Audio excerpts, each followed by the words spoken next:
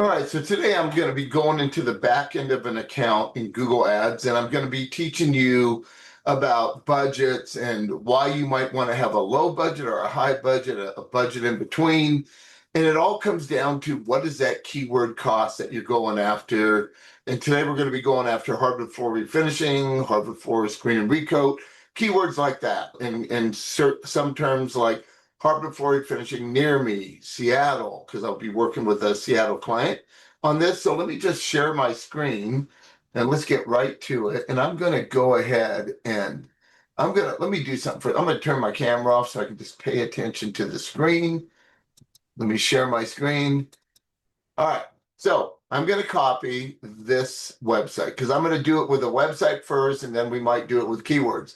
So in the back end of Google, you have, when you go to tools on the left inside of an account, you can go to keyword planner and this comes up. So I'm going to go in here and I'm going to say start with a website because I'm going to put the website in.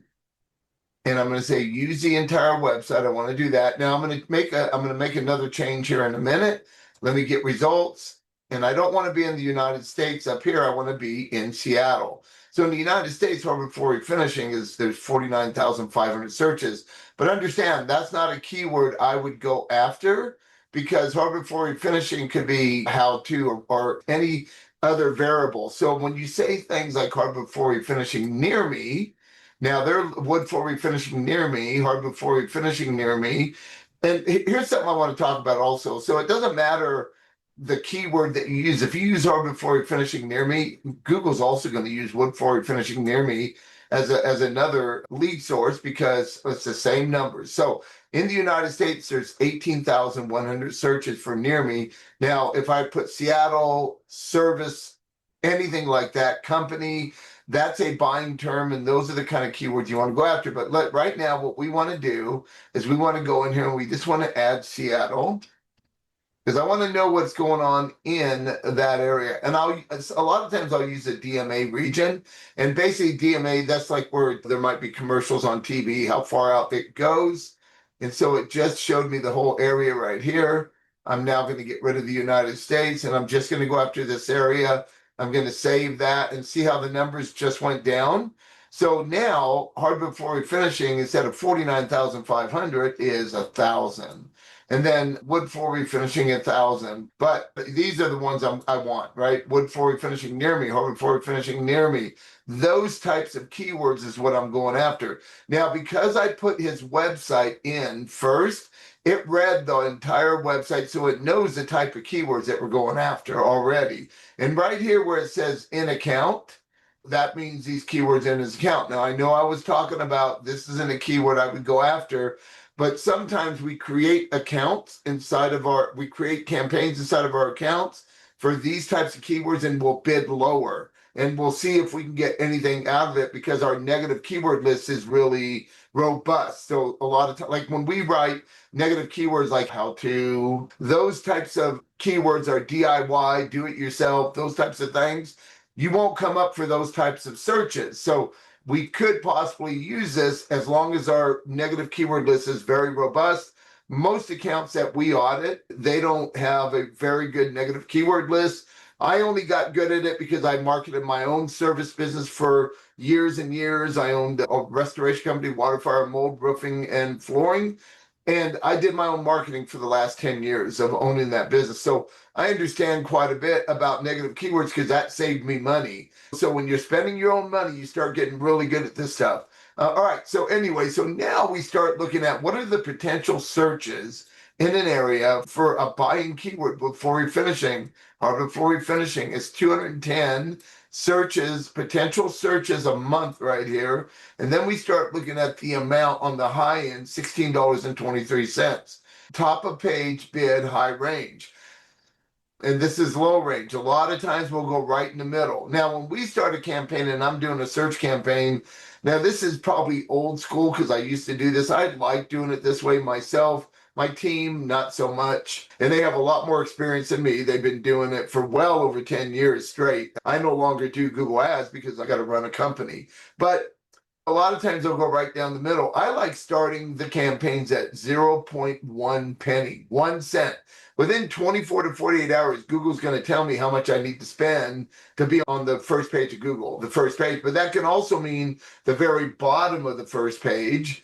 And usually right now it's around 72% of searches as far as our data goes. When we're looking at desktops and smartphones and mobile, it's about 72% of searches on a mobile phone. So if you're at the bottom, they're going to have to scroll quite a bit. They're going to have to scroll past the top ads, plus the maps, plus the organic, and then you might be at the bottom. So you're probably hardly ever going to get hit because you're so far down. So we like to bid at the top if we can. So imagine this for a minute. You have an account and it's $16.23 for a click.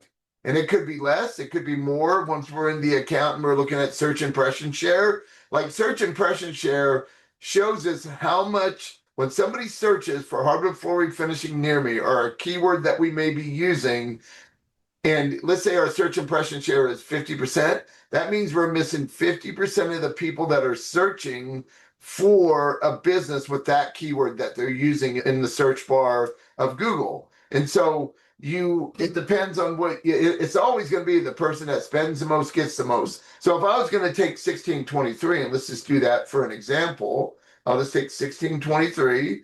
I'm gonna add this up, 1623 times 210. Let's see what that costs.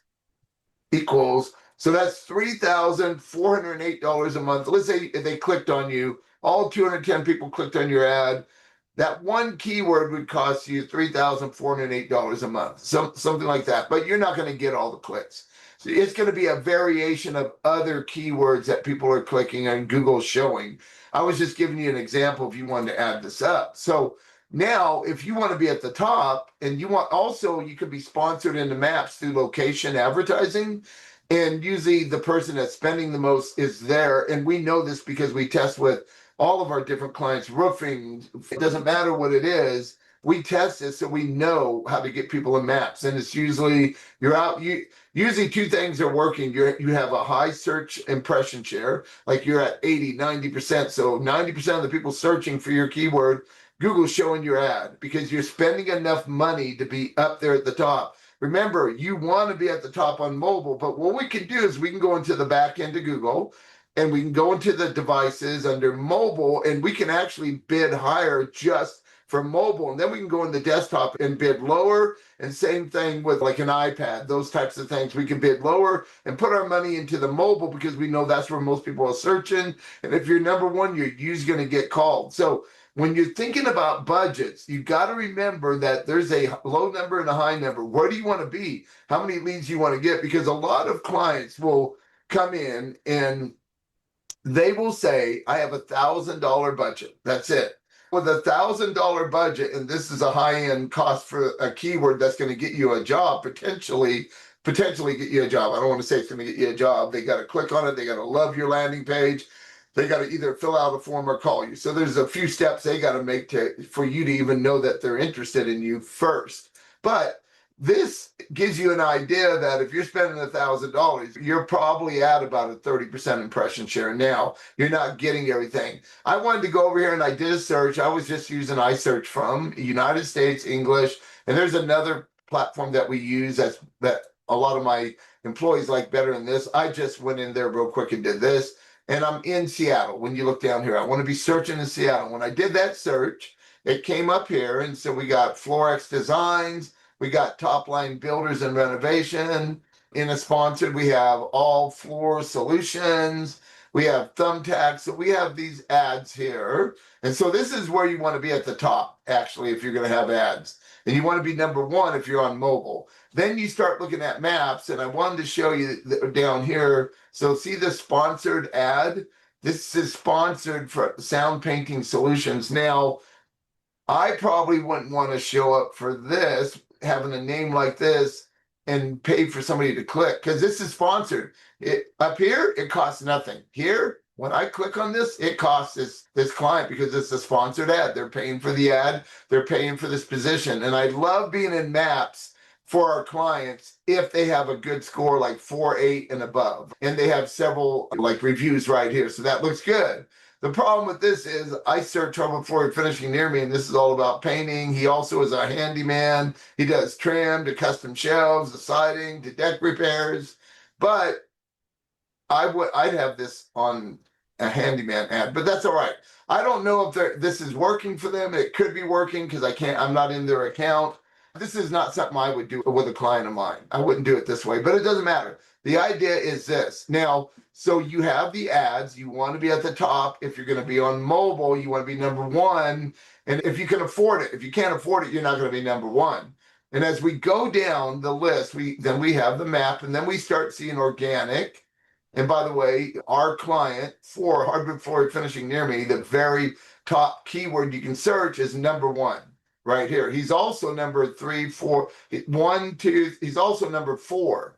So he's on there twice. Okay. He's on his services page for hardwood flooring finishing, and his home page is also ranking on the first page of Google. So that's a great place to be.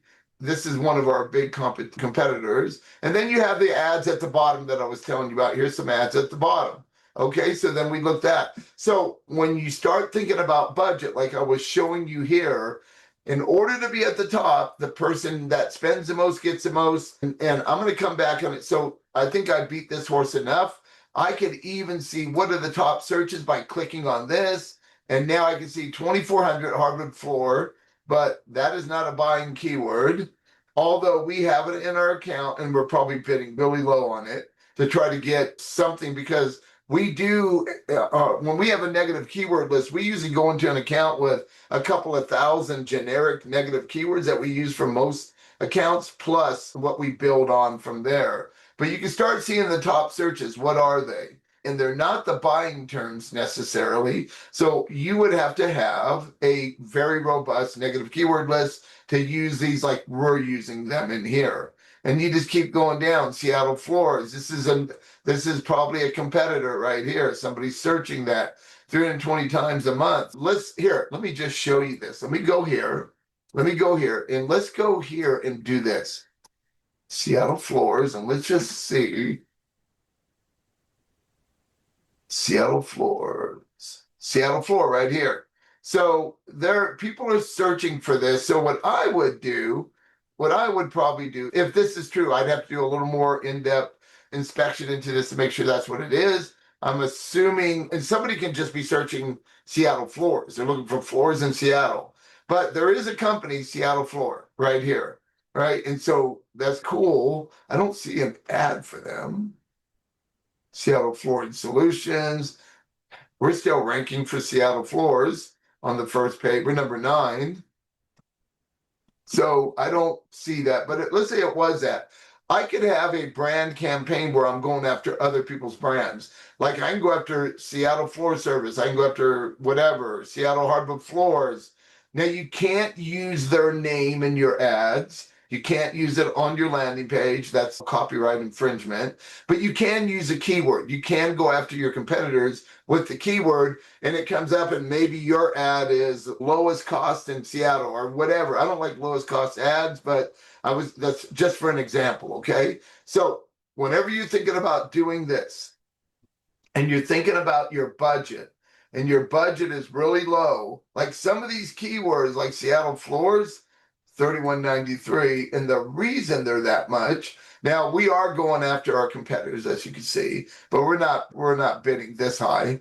But when you go after things, you can, if somebody's searching for your competitor, your ad will come up, and bam, there you are. And so your ad just has to say something that's going to entice the person that wanted to talk to Seattle floors to at least call you, because it was very intriguing ad. The curiosity got to them. They had to get a hold of you. So anyway, let me come back. Let me bring my camera back.